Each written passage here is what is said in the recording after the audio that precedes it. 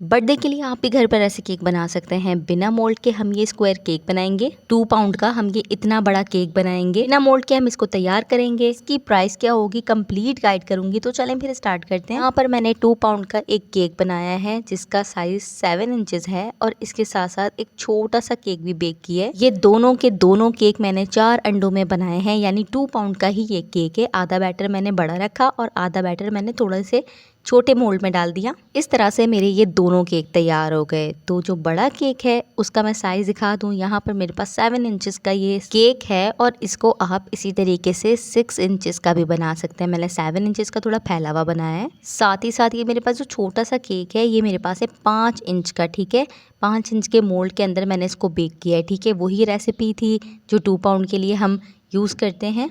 बाकी इसका जो बोर्ड होगा ये बोर्ड साइज़ मैंने बड़ा लिया है, मतलब 10 इंचेस का मेरे पास ये स्क्वायर बोर्ड है। जब भी हम स्क्वायर केक बनाते हैं तो उसके लिए हमें जो बोर्ड साइज़ होता है वो थोड़ा बड़ा ही चाहिए होता है, क्योंकि जब हम इस राउंड को स्क्वायर बनाएंगे तो ये केक थोड़ा सा और भी बड़ा लगेगा। मतलब ये 2 पाउंड से तो बड़ा ही लगेगा। ऐसा लगेगा कि हमने 3 पाउंड का ये केक तैयार किया है, जबकि ये हमने सिर्फ 2 पाउंड का बनाया है। तो इसकी मैं 3 लेयर निकाल लूँगी इस तरीके से। 3 लेयर के साथ हम इसको रेडी करेंगे। और इसके साथ साथ अगर कोई चैनल पर नया है, उसको ये रेसिपी नहीं पता वैनिला की, तो आप मेरे चैनल पर देख सकते हैं। मैंने बहुत दफ़ा यही वैनिला केक की रेसिपी शेयर की है। ये स्पंज बहुत ही ज़्यादा सॉफ्ट बनता है, बेकरी स्टाइल ये स्पंज है, तो एक बार इसको ज़रूर ट्राई करें। अब हम इसकी क्रीमिंग पर आ जाते हैं। तो यहाँ पर 2 पाउंड का मैं केक तैयार कर रही हूँ, तो इसके लिए मैंने 2 कप क्रीम का ही यूज़ किया है। 2 कप क्रीम को मैंने अच्छे से व्हिप किया और उसके बाद मैं इसको शुगर सिरप से सोक कर रही हूँ। सॉरी, मैं इसको मिल्क सिरप से सोक कर रही हूँ, क्योंकि हमेशा मिल्क सिरप से सोक करने से क्या होता है, हमारा जो केक होता है उसका टेस्ट अच्छा आ जाता है। तो ये जो केक मैं बना रही हूँ ये कस्टमर की टोटल डिमांड पर था। जो कस्टमर को केक चाहिए था उन्होंने तस्वीर सेंड की थी और वो मैं साथ रख कर उसको पूरा कॉपी करने की कोशिश की, ताकि जो है कस्टमर थे बिल्कुल न्यू थे, और जब न्यू कस्टमर हो तो मेरी पूरी कोशिश होती है कि उनको मैं वैसी ही चीज़ दूँ जैसी कस्टमर की रिक्वायरमेंट है। अच्छा, इसको मैं स्क्वायर भी बना सकती थी, सही है, स्क्वायर जो मोल्ड होता है उसमें भी बना सकती थी। उसमें क्या होता है, हमारा जो है कॉर्नर से कहीं से केक छोटा कहीं से बड़ा हो जाता है। लेकिन अगर आप लोग इस तरीके से राउंड को ही स्क्वायर बनाते हो तो उससे क्या होता है, हमारे सारे कॉर्नर्स बिल्कुल बराबर होते हैं, कहीं से भी हमारा केक बैठा हुआ नहीं होता। ये एक बहुत अच्छा, बहुत फास्ट और ज़बरदस्त तरीका है। तो आप लोग एक बार ना इसको इसी तरीके से बना के ज़रूर ट्राई करना। राउंड को स्क्वायर की शेप देने के लिए इसको अच्छे से क्रम्स कोट करना बहुत ज़रूरी है। तो मैं अभी सबसे पहले इसको अच्छे से क्रम्स कोट कर रही हूँ। ऊपर भी सारी क्रीम लगा लेंगे और थोड़ी बहुत नीचे भी क्रीम लगा के पूरे केक को पैलेट से अच्छे से राउंड में घुमाएंगे तो हमारा जो है इसके ऊपर अच्छे से क्रम्स कोट हो जाएगा। कुछ लोगों का मसला ये होता है कि वो क्रम्स कोट करते हैं, उसके बावजूद भी उनके जो क्रम्स हैं वो केक के ऊपर आ रहे होते हैं। वो इसलिए आ रहे होते हैं कि क्रम्स कोट तो कर लिया, लेकिन आपने इसको आधे 1 घंटे के लिए फ्रिज में नहीं रखा। तो मैं इसको 1 घंटे के लिए फ्रिज में रख रही हूँ। देखें, अब मैं फ्रिज में रख कर जब इसको दोबारा लेकर आई हूँ तो ये बहुत अच्छे से फिक्स हो गया है। अब बिल्कुल सेंटर में हमने इस तरीके से नाइफ़ रखनी है और फिर दोबारा हमने इसी तरीके से सेंटर में नाइफ रख के इसके 4 पीसीज, मतलब एक एक के 4 पार्ट्स हम कर लेंगे। सारे पार्ट्स हमारे पास बिल्कुल बराबर होने चाहिए। अब देखिए, अगर मैं क्रम्स कोट करके डायरेक्ट नाइफ यूज़ करती ना तो मेरा केक सारा स्लिप हो रहा होता, सारा केक हिल रहा होता और मेरा जो काम है ना वो इतना परफेक्ट नहीं होता।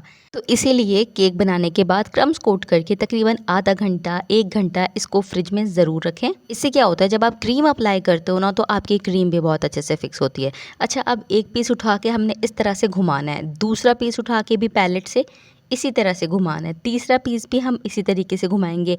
असल में जो अंदर वाली साइड है वो हमने टोटल बाहर लेकर आनी है। ये देखें, इस तरह से हम इसको रखते जाएंगे। चारों पीसेस हमें बिल्कुल ऐसे रखने हैं कि अंदर वाली जो साइड थी जहाँ से हमने कटिंग किया था वो सारी बाहर होगी और जो बाहर राउंड था वो सारा हमने अंदर करना है। तो ये देखें, हमने कितने आराम से ये पूरी शेप बना ली। ठीक है, अब देखें इसके सारे कॉर्नर्स माशाल्लाह माशाल्लाह कितने ज़बरदस्त आए। कहीं से छोटा नहीं है, कहीं से बड़ा नहीं है, बहुत ही प्रोफेशनल लग रहा है। अब इसके मैं इस तरीके से पीसेस कर लूँगी क्योंकि हमने इसको सेंटर में फिल करना है। ठीक है, अब देखिए मैंने ये एक्स्ट्रा बेक नहीं किया, जो बेक करने के लिए मेरे पास बैटर था 2 पाउंड का, उसी से मैंने छोटा सा बेक कर लिया। क्योंकि कस्टमर ने 2 पाउंड की प्राइस दी है तो 2 पाउंड के अकॉर्डिंग ही हम इसको कंप्लीट तैयार करेंगे। पहले नीचे थोड़ी सी क्रीम लगाऊंगी और फिर 2 पीसेस इस तरह से रख कर शुगर सिरप से सोक करूँगी।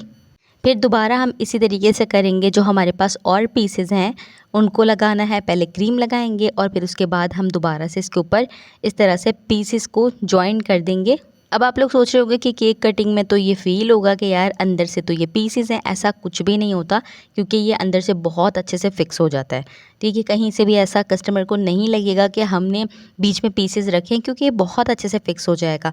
अब ऊपर भी मैंने थोड़ी सी क्रीम लगा के उसको अच्छे से सेट कर लिया। यहाँ पर मैं 1 और कप क्रीम यूज़ कर रही हूँ, ठीक है, जिसको मैं व्हिप कर रही हूँ, क्योंकि यहाँ पर मेरी टोटल 2 कप क्रीम लगी है, क्योंकि इस पर डिज़ाइन भी काफ़ी ज़्यादा था, काम ज़्यादा था।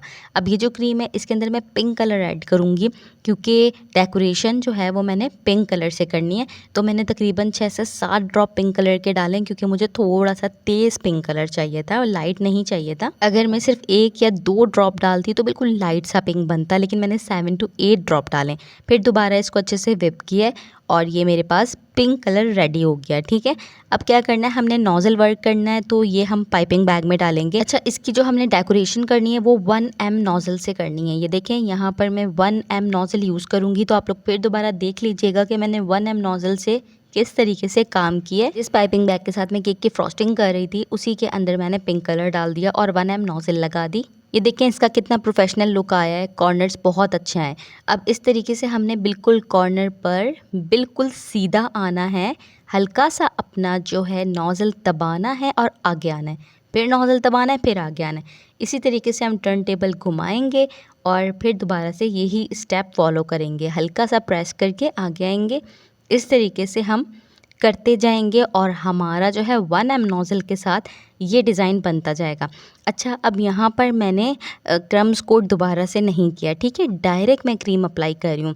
वो इसलिए कि अगर मैं इधर भी दोबारा से क्रीम लगाती या पूरा वाइट से सेट करती तो केक बहुत ही ज़्यादा बुरा लगता, केक की जो ये नोज़ल वर्क है बहुत ज़्यादा बाहर आता। क्योंकि क्रीम एक्स्ट्रा यूज़ करती तो फिर नोज़ल का जो डिज़ाइन है वो कुछ ज़्यादा ही फ़ील होता कि मैंने बहुत ज़्यादा क्रीम के साथ ये बनाया है, इसीलिए मैंने डायरेक्ट डेकोरेशन की है। अब यहाँ पर जो है हमने बनाने फॉन्डेंट के अल्फ़ाबेट, तो वाइट कलर का मेरे पास ये थोड़ा सा फॉन्डेंट है। सही है, जब भी हम फॉन्डेंट का काम करते हैं थोड़ी सी फॉन्डेंट यूज़ करते हैं, ठीक है, जब भी अल्फ़ाबेट बनाते हैं।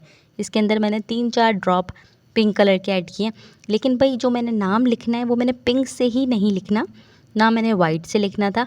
मैंने थोड़ा सा जो एक शॉकिंग पिंक कलर होता है, थोड़ा सा तेज़ पिंक, उससे लिखना है ताकि केक जो है बहुत प्यारा लगे। तो इसमें मैं थोड़ा सा ना रेड कलर भी ऐड करूँगी, बिल्कुल मामूली सा ही, देखें ज़रा सा, और इसको भी हम दोबारा से अच्छे से मिक्स कर लेंगे। तो ये तकरीबन हमारा लाइट सा रेड कलर होगा, बहुत लाइट सा, और इसको हम शॉकिंग पिंक भी कहेंगे। देखें इस तरीके से कलर डालने के बाद फॉन्डेंट हाथों में बहुत ज़्यादा चिपकती है, बहुत ज़्यादा स्टिकी हो जाती है। तो जब भी काम करो तो कॉर्नफ्लोर लगा लो मैट के ऊपर, तो क्या होता है हमारे हाथों पे बिल्कुल भी फॉन्डेंट नहीं चिपकती। अब मैं इसको अच्छे से बेल लूँगी और इसके बाद मैं इसके ऊपर कटर का यूज़ कर रही हूँ। ये देखें अल्फ़ाबेट कटर हैं ये मेरे पास, और ये मैंने तकरीबन 1500 के ख़रीदे थे और अभी थोड़े से प्राइस ज़्यादा ही हैं इसके, तकरीबन 1800 के आपको मिलेंगे। ये देखिए कितना प्यारा एच निकला है। इससे क्या होता है हमारा टाइम बच जाता है।